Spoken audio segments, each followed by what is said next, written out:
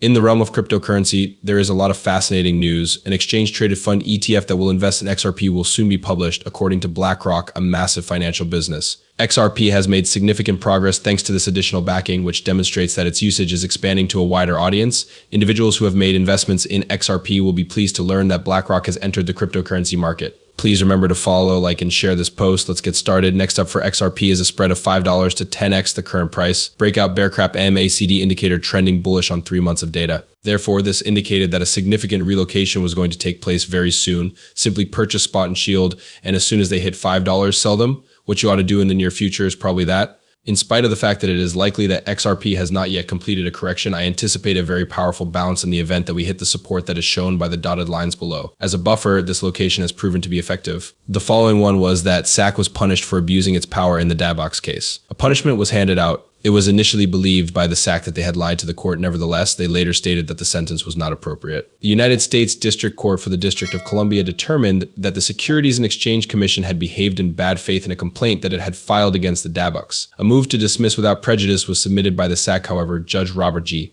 Shelby did not decide to grant the motion. In August of last year, he criticized the regulatory body for lying to the court about the information it had obtained in order to obtain a temporary restraining order and prevent Dabox's assets from being frozen. Shelby stated in the document that was submitted on March 18th that the activities of the commissions in question were a major misuse of the power that Congress had given them, and that these actions had a serious impact on the integrity of the processes and the legal system. According to the SAC, the significant evidence that they claimed to have obtained was not supported by any evidence, and it was presented in a manner that was intentionally deceptive and untrue. She told us about it. Shelby stated that the negative phase is connected to the abusive behavior, as well as the punishment of attorney's fees and charges for all of the costs that arose as a result of the inappropriate action. Because of this, the activities of the commissions that we have discussed up until this point constitute a blatant breach of the authority that Congress has granted to them, and they cause significant harm to the fairness of these procedures, as well as the legal system as a whole. The judicial system in the United States is predicated on the principle that all individuals who proceed to court are required to adhere to the same protocols.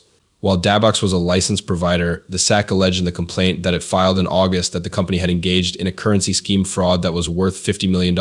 In the request for a temporary restraining order and asset freeze, the government stated that Dabox had already transported $720,000 overseas and that it would flee to the United Arab Emirates and send additional money there in secret if it became aware of the order placed against it. Therefore, the request from the beginning was granted. On the other hand, Shelby later reviewed his first order and came to the conclusion that the SAC had supplied misleading evidence. As a result, the transfer of $720,000 was delivered within the United States. The SAC was given a showcase order by Judge Shelby in the month of December. By virtue of this particular sort of court order, an individual is required to provide the court with an explanation, defense, or approval for something.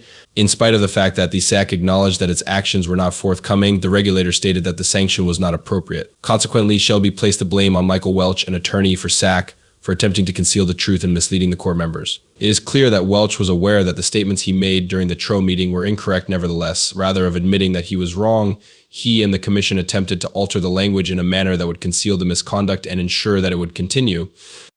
In the beginning, there was Austin Campbell, who founded Zero Knowledge Consulting, argued that the SAC workers who were involved should be terminated and that the organization itself should undergo a major transformation. Additionally, people who are legally in charge of the agency are not aware of what is being said here, and the attorneys who represent SAC ought to be held personally accountable for this behavior themselves. The next one is Blackrock's creation of a tokenized asset fund, which is demonstrated in a report from the SAC. As a starting point, $100 million worth of USDC stablecoin was contributed to the fund over the blockchain of the Ethereum network. The massive investment management company Blackrock has reportedly created a tokenized asset fund, as stated in a document that was submitted to the United States Securities and Exchange Commission. A tokenization company called Securities will be assisting in the introduction of the institutional digital liquidity fund, which Blackrock utilizes. This fund was established in the British Virgin Islands and will be released with their assistance.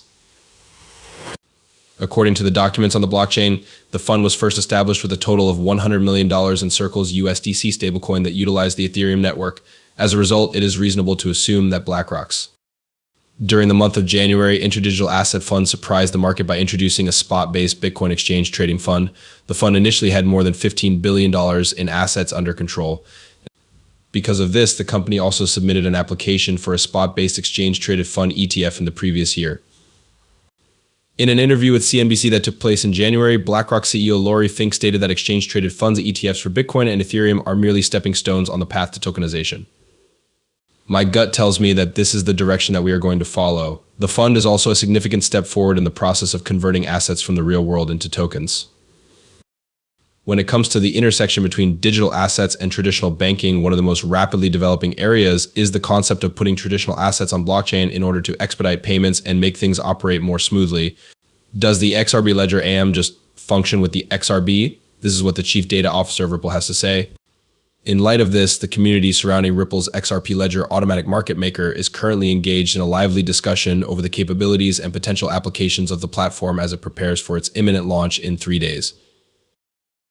At this very moment, one of the most significant questions that is being asked is whether or not the AM will only serve customers who pay with XRP. David Schwartz, the chief data officer of Ripple, wrote on X that AMs can be created with any two assets that are supported by the XRP Ledger.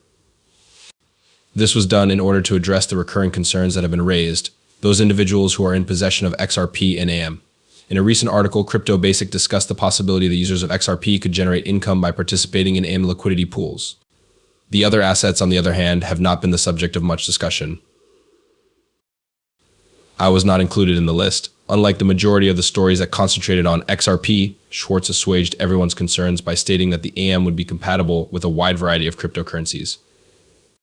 The most common asset management companies' AMs will likely be those that include XRP as one of its assets, but this is just my prediction. As a result, the variety of assets that might be paid for could include core XRP, less USD, and CSCPRP, demonstrating that the platform is accessible to all users. So despite the fact that it is adaptable, Schwartz is of the opinion that XRP will lead the pack in terms of popularity among AM pools due to the fact that it is widely recognized within the network and serves as the primary gas storage. It is possible for individuals to exchange a variety of assets. Nevertheless, XRP is likely to be the most popular here.